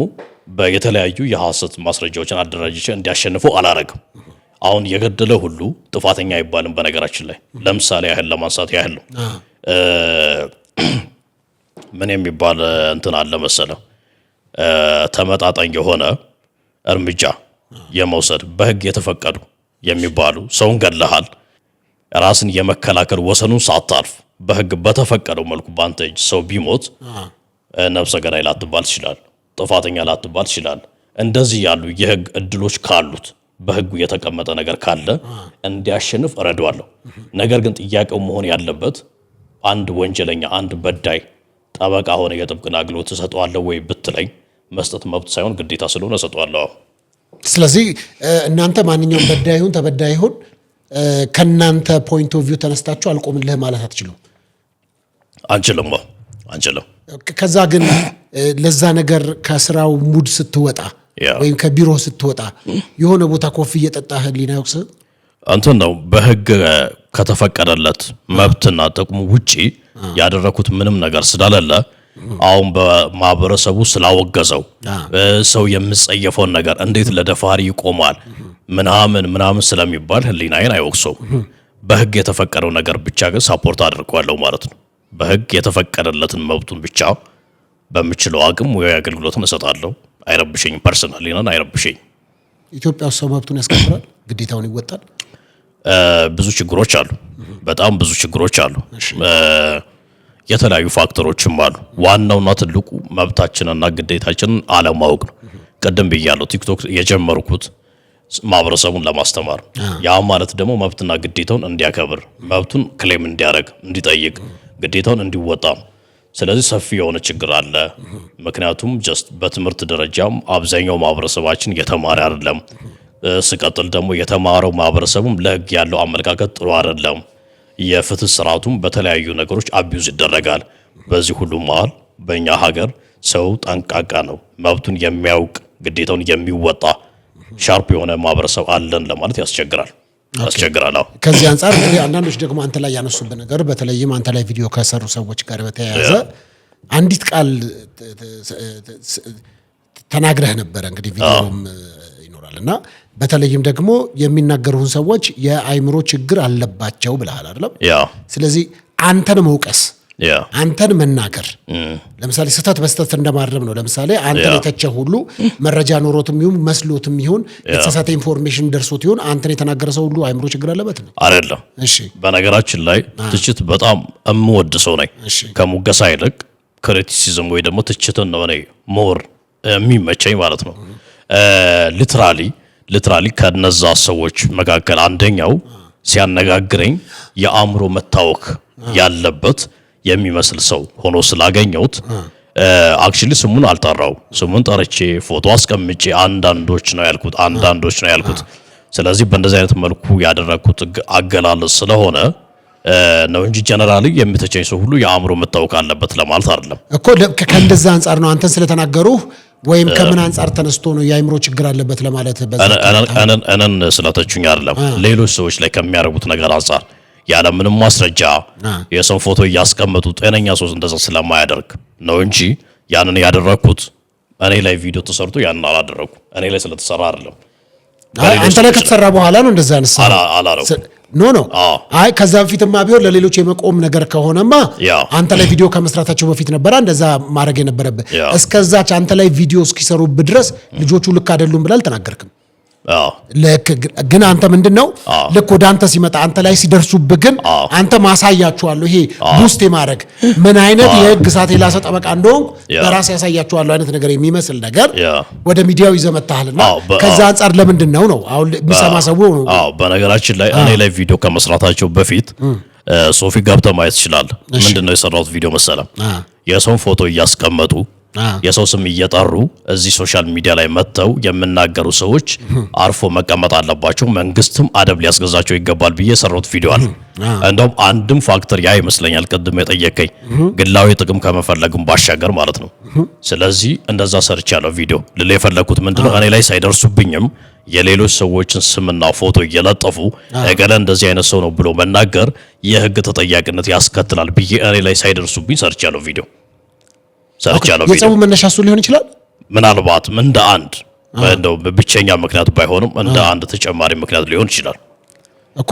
ከዚህ አንጻር አንተ አሁን በዚሁም አጋጣሚ ስለሚሰሙት አንደኛ ነገር ምናልባት የነዚህ ልጆች መነሳትና የነዚህ ልጆች ኢንፎርሜሽን መስጠት በህጉ ላይ መልካም ተጽዕኖ አልፈጠረም ብለህ ታስባለህ? ለምሳሌ ለህግ አካላት የማቅለል መረጃዎችን ቶሎ የህግ አካላት እንዲያገኙ የማድረግ ነገር በጎ ስራ አስተላልቸውም ልጆቹ በጎ ስራቸው አንደኛ የተለየ እውቀት የሚፈልግ ነገር አይደለም። በነገራችን ላይ የተለየ ተመራማሪ የተለየ ፈቃድ ያላቸው ሰዎች አይደሉም። ወሬ መረጃ ይሰበስባሉ ምናምን። የኛ ሀገር ሰው ደግሞ እንደዚህ አይነት እድሎችን ለመፍጠር ምቹ ነው። ተረዳኸኝ አይደል? ስለዚህ አንድ ወንጀል መሰራቱን ያወቀ መረጃ ያለው ሰው ሚዲያ ላይ አይደለም መምጣት ያለበት። ሚዲያ ላይ ሲመጣማ ጭራሽ የህግ የበላይነት እንዳይረጋገጥ ተረዳኸኝ አይደል? ጭራሽ የህግ የበላይነት እንዳይረጋገጥ ነው የሚያደርገው እንጂ የህግ የበላይነት እንዲረጋገጥ አያደርግም። ወንጀል ተፈጽሟል። አንተ ፖሊስ ጋር ሄደ ፖሊስ ምርመራ ጀምሮም ሊሆን ይችላል ሳይጀምር መተ እዚህ ጋር የምትናገረው ነገር ወንጀለኛው ምን እንዲያደርግ ነው እያደረክ ያለው? ከሀገር እንዲወጣ የወጡትም ስላሉ ማለት ነው እንዲያስተካከል የተለያዩ ነገሮችን እንዲያደርግ ቀድመህ መረጃ ትሰጣለህ ማለት ነው። አንደኛ እሱን ያዝል። ሁለተኛ ደግሞ እነዚህ ሰዎች ያን በመናገራቸው ከተለያዩ አካላት ከተፎካካሪ ፓርቲ እንደሚባለው ተፎካካሪ ባለሀብቶች፣ ተፎካካሪ የሕክምና ባለሙያዎች አንተን ለማጥፋት የሚፈልጉ አካላትም ተከፋይ የሆኑ ሚዲያ ላይ የሚናገሩ ሰዎች አሉ በነገራችን ላይ። ስለዚህ ሚዲያ ላይ በመናገር የሚያስገኙት ምንም ጥቅም የለም። ሚዲያ ላይ በመናገር ይሄው ፍሬያቸውን እኮ እያየን እኮ ህዝቡ ለምሳሌ እነሱ የነካኳቸው ነገሮች አብዛኛው ፍሬ አፍርቶ መንግስት ትኩረት ሰጥቶበት የተሰሩ ስራዎች አሉ ነው። ያ በነገራችን ለምንድን ነው መሰለህ እሱ ሚዲያ ላይ አይደለም ሊነገር የሚገባው።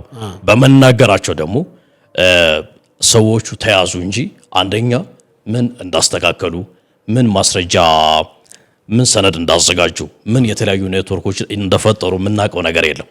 15 ቀን መታሰር አይደለም ግቡ። ተረዳኝ አይደል?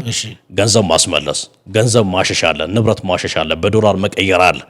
የሰው ዓላማ አንተ አሁን ስም አልጠራህም እንጂ የነማንን እያልክ እንደሆነ ይገባኛል። ተመልካቾቻችንም የሚረዱት ጉዳይ ነው። ሶ ተይዘው ታሰሩ ማለት ፋይናል ዴስቲኔሽኑ ያ አይደለም። ተይዞ መታሰር አይደለም።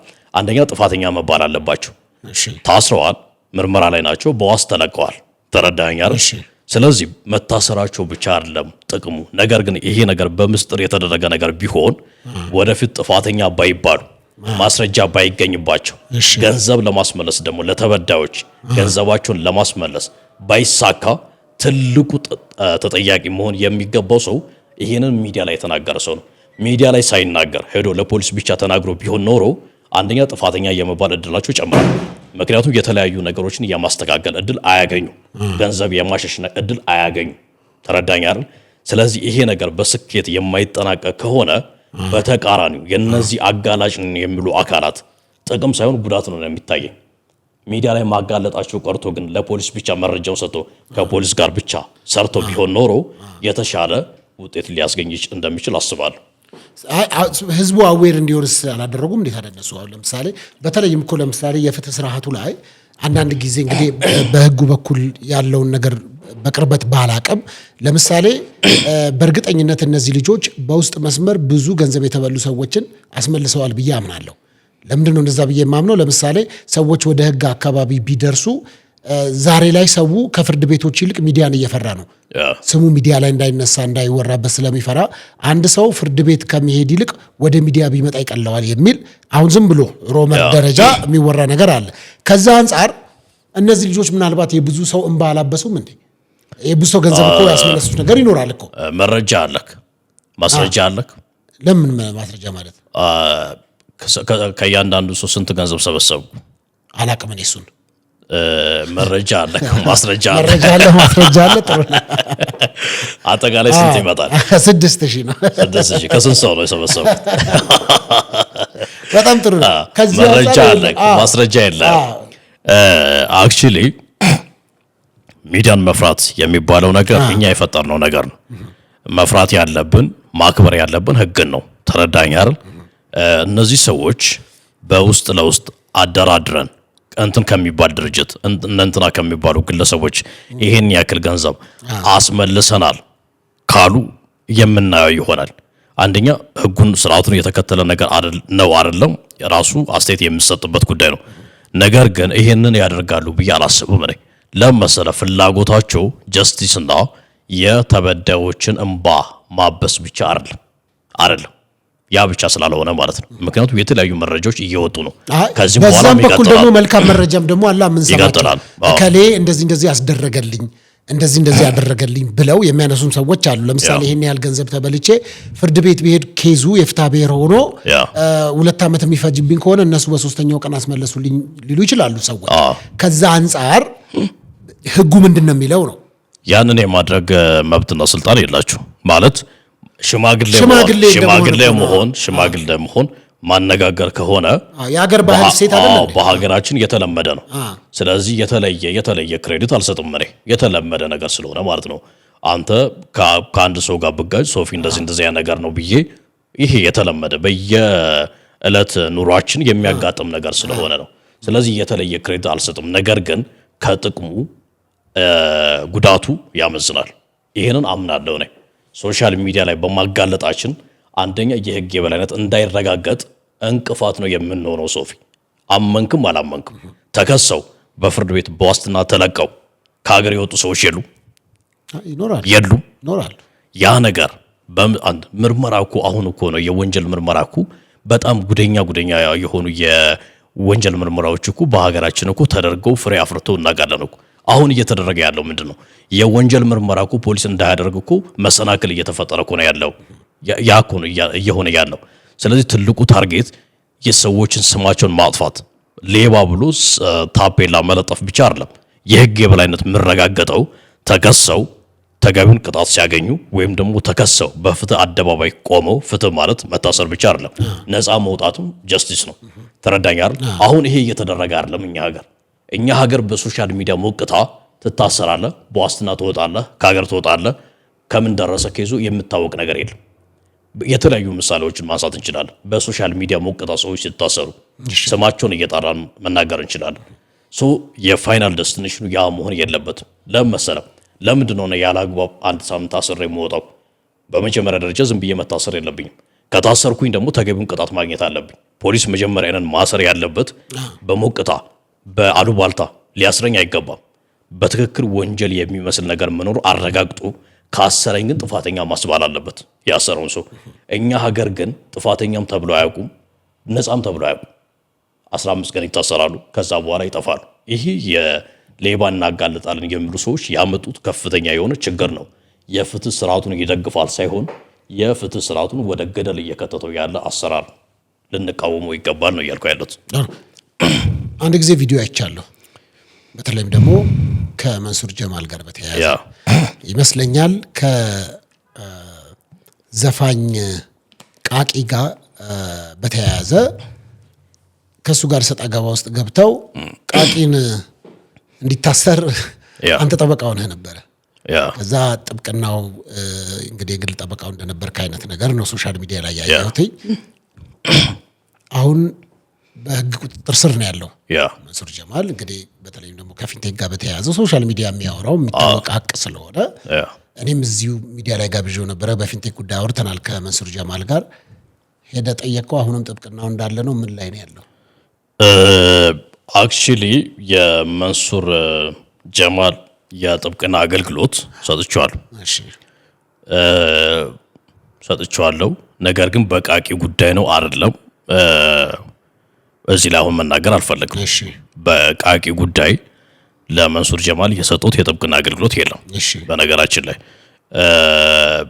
ምንድነው አንዳንድ ሰዎች እሱ በራሱ ገጽ የለቀቃቸው ዋርኒንግ ሌተር ወይም ደግሞ የማስጠንቀቂያ ጽሁፍ ነበር። ያ አክቹሊ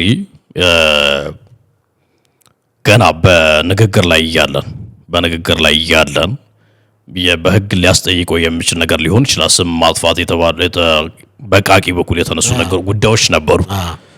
ከኔ ጋር ቪዲዮ ከሰራም በኋላ መንሱር ጀማል እንግዲህ ሶሻል ሚዲያ ላይ የምታወቅ ሰው ነው። እኔም በተመሳሳይ መልኩ ምናምን እሱ ጋር በቢሮ እኔ ጋርም አንዳንድ ነገሮች ነበሩ። የሆነ እንትን ለጠፈ ማለት ነው። የማስጠንቀቂያ ጽሁፍ የማስጠንቀቂያ እንትን ለቀቀ። ብዙ ሰዎች የዛን ሰሞን ከመንሱር ጀማል ጋር ስለታየው ያንን ማስጠንቀቂያ ያዘጋጁት ለቃቂ ተስፋዬ ያዘጋጁት እኔ እንደሆንኩ አድርገው ያሰቡ ሰዎች አሉ። ያ ግን ስህተት ነው። ነገር ግን በትክክለኛው መንገድ ስርዓት ባለው መልኩ ውልና ማስረጃ ቀርቦ መንሱር ጀማል የጠበቃ ውክልና ሰጥቶኝ በሌላ በቃቂ ተስፋዬ ጉዳይ ሳይሆን በሌላ ጉዳይ ከኔ የጥብቅና አገልግሎት ሰጥቼዋለሁ። አሁንም ጠበቃ ነህ እኮ? አሁን ባለበት ሁኔታም ጠበቃው ነህ ቆመሃል ወይ? አይ አልቆምኩም። አሁን ላይ ጠበቃው አይደለም። ተለያይተው ውላችሁ አልቋል?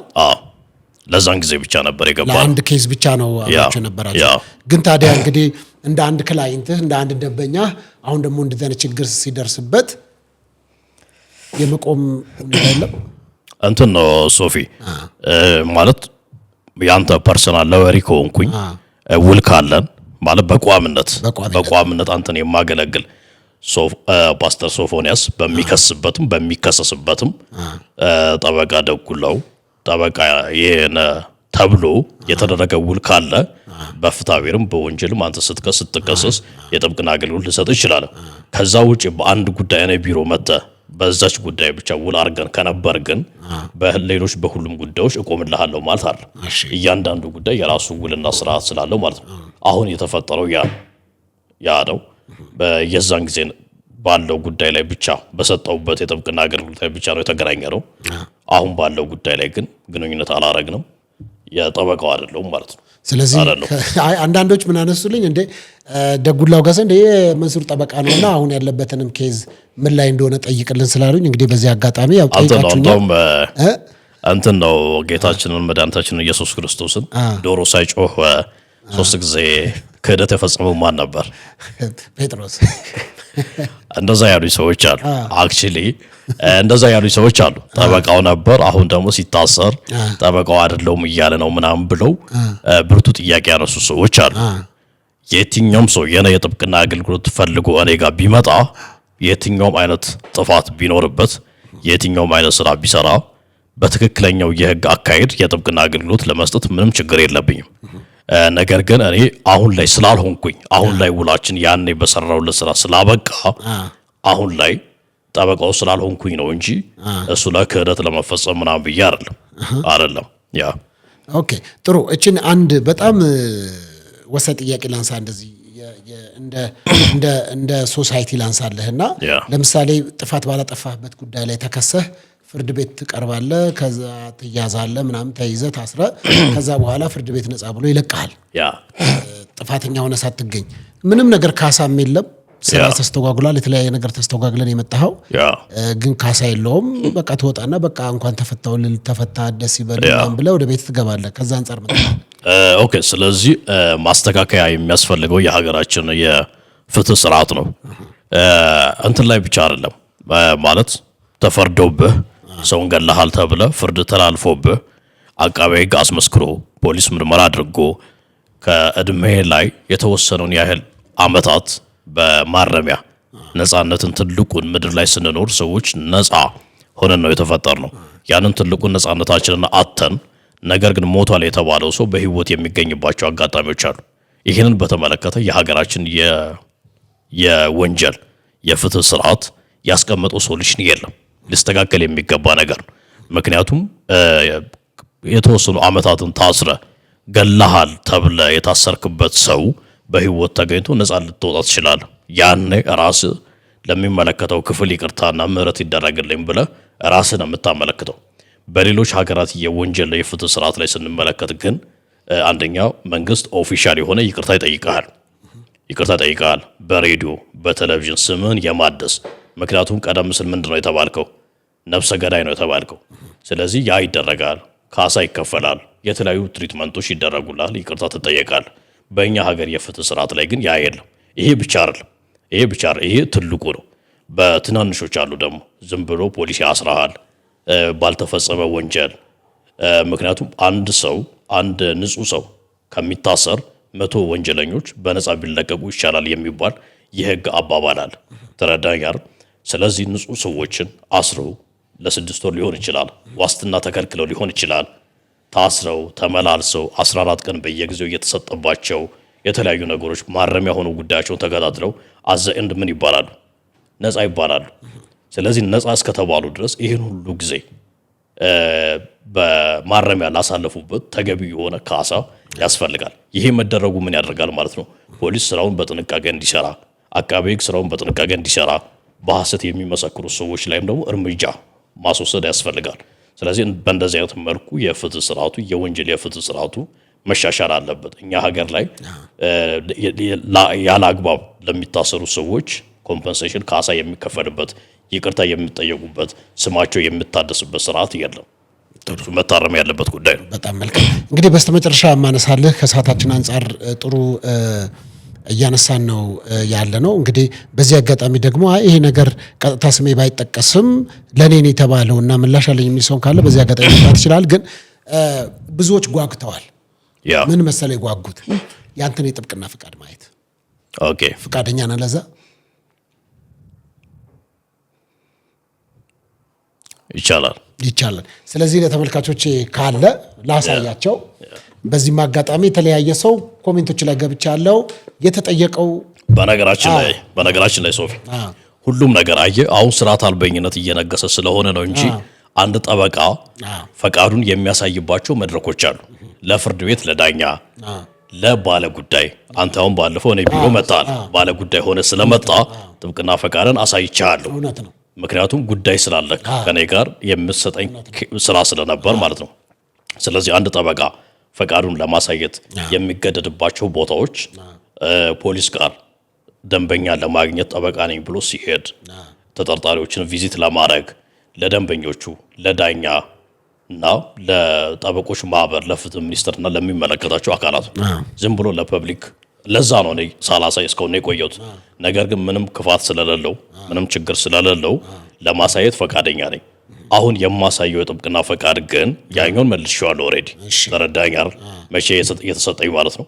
የዛሬ 3 ወር የተሰጠ ማለት። አሁን የማሳየው ያንን ነው። ከዛሬ አመት 2017 ላይ የነበረው ግን ኦልሬዲ ወደ ፍትህ ሚኒስቴር ነው የሚመለሰው። አፕግሬድ ስላደረክ ማለት ነው። ናይስ። ያ ስለሆነ ጥሩ። ይሄኛውን ለማሳየት እንግዲህ እድለኞች ናችሁ። በዲቫይን ሾው እንግዲህ የመጀመሪያ የጥብቅና ፈቃድ የታየበት እንግዲህ ከፍርድ ቤት ከፖሊስ እና ከደንበኛ ውጪ በሾው ላይ የመጀመሪያ ጊዜ ጠበቃ መሆንህን አሳይ ተብሎ እንግዲህ የጥብቅና ፍቃድን እናሳያለን ማለት ነው። እስቲ አረ ወገና ጨብጭብ። በጣም ጥሩ። እስኪ አንብብላቸው። እንግዲህ የኢትዮጵያ ፌዴራላዊ ዲሞክራሲያዊ ሪፐብሊክ የፍትህ ሚኒስትር ይላል።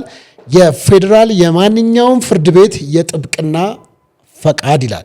የፌዴራል የማናቸውም ነው።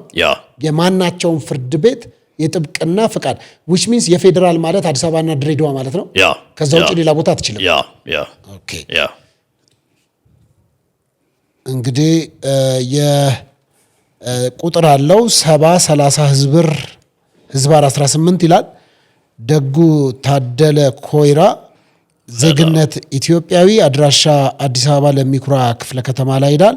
በፌዴራል ጥብቅና አገልግሎት ፍቃድ አሰጣጥና አስተዳደር አዋጅ ቁጥር 1249 ህዝባር 2013 መሰረት በፌዴራል ማናቸውም ፍርድ ቤት ጠበቃነት እንዲያገለግሉ ተፈቅዶላቸዋል። 4 ነጥብ ይላል። ማሳሰቢያ፣ ይህ ፍቃድ በየዓመቱ ካልታደሰ ዋጋ አይኖረውም ብሎ በደንብ አድርጎ አስቀምጧል። ይህ የጥብቅና ፈቃድ ከዛሬ 03/06 2018 ዓመተ ምህረት ጀምሮ እስከ 03/06 2019 ዓመተ ምህረት ታድሷል። ሳሙኤል አንተነህ ጀግኔ ይላል። የፍትህ ሚኒስቴር ነው የሚለው። እንግዲህ ከዛ ነው አቶ ሳሙኤል አንተነህ ጀግኔ ነው የሚለው። ከዛ የተሰጠ ፈቃድ እንደሆነ እንግዲህ በደንብ ይናገራል እና በየተለያዩ ዓመተ ምህረት የሚታደስበት ቦታዎች አሉት ማህተብና ይህ ከዚህ ጀምሮ እንዲህ ደግሞ የሚል እንግዲህ እንዳያችሁት ነው። ለጊዜው ግን ይሄን የምትመለከቱትን እንግዲህ በ03/06 2018 እስከ 03/06 2019 ድረስ በማናቸውም ፍርድ ቤት በተለይም የፌዴራል የማናቸውም ፍርድ ቤት ጥብቅና ፈቃድ ነው ይላል።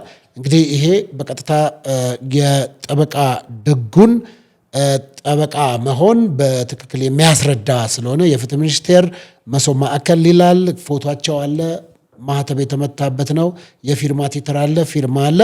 እንግዲህ ይሄንን ለማየት ችያለሁ ማለት ነው። በዚህ ሁኔታ ነው ያለው። በጣም አመሰግናለሁ። እንግዲህ ምናልባት ደግሞ ለምን ጠየቀኝ ብለህ ወደ ክስ እንዳትሄድ። አይ አልከስም ነው ምናልባት የህግ አግባብ ካለው የማይመለከታቸው ሰዎች የጠበቃ ሾላ አመቶ ጠየቀኝ ናትን። ግን ጥሩ ነገር ነው ያደረከው። ይሄንን በማሳየተ ብያለሁ። እኔ ላይ ፐርሰናሊ በግለሰብ ደረጃ የደረሰብኝን በህግ አለ፣ ስርዓት አለ፣ በዛ አግባብ ጠይቃለሁ። አንተ አሁን ባደረከው ነገር ላይ ግን ፕሮቴክት የተደረገው የጠበቆች ማህበር ተነስቷል። የጠበቆች ማህበር ተነስቷል። የፍትህ ሚኒስቴር ተነስቷል። ስለዚህ አሁን ባደረግነው ይሄንን በማሳየት የምንከላከለው እነዚህን ተቋማትን ነው ማለት ነው። ስለዚህ መንግስትን የሚጠራጠሩ ሰዎች፣ ስርዓትን የሚጠራጠሩ ሰዎች፣ ስርዓት ያልኩት የፖለቲካ ፓርቲ ስርዓትን ለማለት አይደለም። ነገ ተቋማትን የሚጠራጠሩ ግለሰቦች ሀገሪቱ ስርዓት አልባ ተቋም አልባ እንደሆነች መስሎ አስመስሎ እያቀረቡ ያሉ አካላትን በተመለከተ እነሱን ጭምር ነው የተከላከልከው ለማለት ነው። የነን ፐርሰናሊ በተመለከተ ግን የምንጠያየቅበት መድረክ ስላለ ብዙ አስፈላጊ አልነበረም። ለዛም ነው ያላሳየሁት። እስካሁን ብዙ ሰው ይጠይቀኛል። በዚህ አጋጣሚ ማስተላለፍ የምትፈልገው ነገር ካለ ህዝብ ቢያውቀው ቢረዳው፣ ስለ ራስህም ሊሆን ይችላል ከህግ አንጻርም እንደ ህግ ሰው ይህንን መረዳት አለበት። ደጉላው ህዝብ ከምታውቃቸው እውቀቶች ሁሉ መካከል አንዱን ይህን እውቀት ሼር አድርጋቸው ብልህ ታሳውቃል። ታንክ ሶ ማች። አንደኛ የህግ የበላይነት የህግ የበላይነት እንዲረጋገጥ እፈልጋለሁ፣ ዊሽ አረጋለሁ፣ እመኛለሁ። ተቋማት ስራቸውን በህግና በስርዓት እንዲሰሩ፣ መብቶች ደግሞ ጠያቂ ማህበረሰብ እንዲፈጠር፣ መብትና ግዴታውን ጠንቅቆ የሚያውቅ ስልጡን ማህበረሰብ እንዲፈጠር እፈልጋለሁ። ከዛ ውጪ በተለይም ደግሞ ማህበራዊ ሚዲያን ለበጎ ዓላማ የሚጠቀሙ ሰዎች አሉ። ማህበራዊ ሚዲያ ላይ ሃይማኖትን፣ ብሔርን መሰረት ያደረገ የጥላቻ ንግግር እንደ መብት የሚያስፋፉ አካላት አሉ። እነዚህ ላይ መንግስት እርምጃ እንዲወስድ፣ ሌባ አጋልጣለሁ የሚባል የስራ ዘርፍ ያለመኖሩን፣ ይህንንም መንግስት የህግ የማስከበር ዘመቻ በይፋ እንዲጀምር እፈልጋለሁ። ለምን መሰለህ?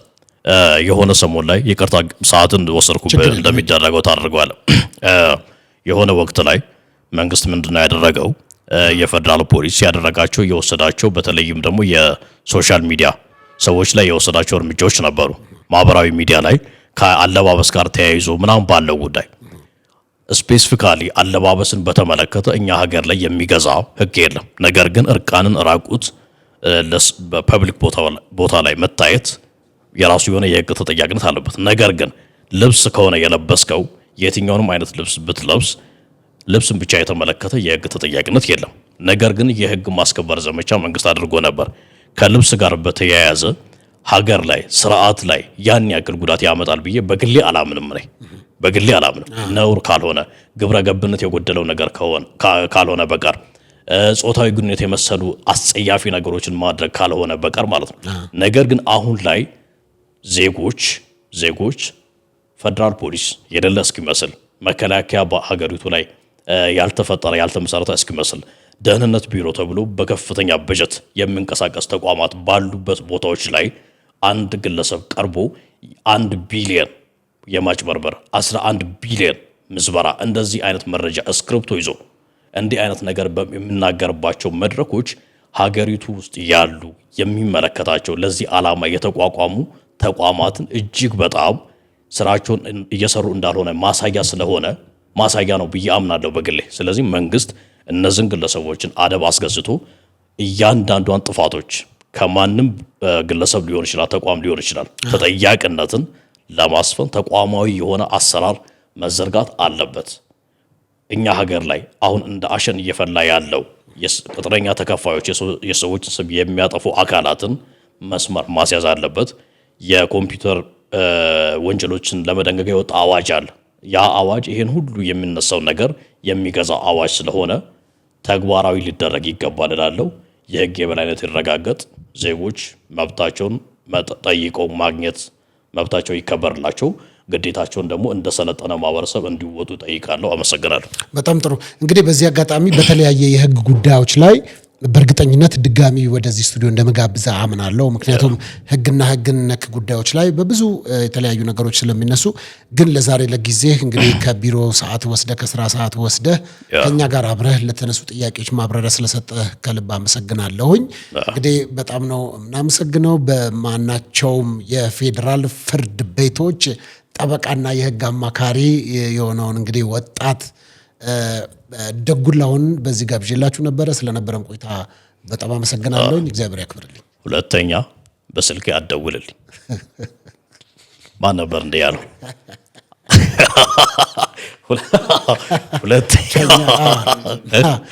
ሁለተኛ በስልኬ እንዳትደውልልኝ።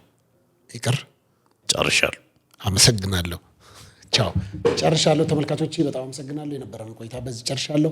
እንግዲህ ከጠበቃና የህግ አማካሪ ደጉላው ጋር የነበረን ጊዜ በዚህ ነው። መልካም ጊዜ፣ መልካም ቆይታ። ቻው።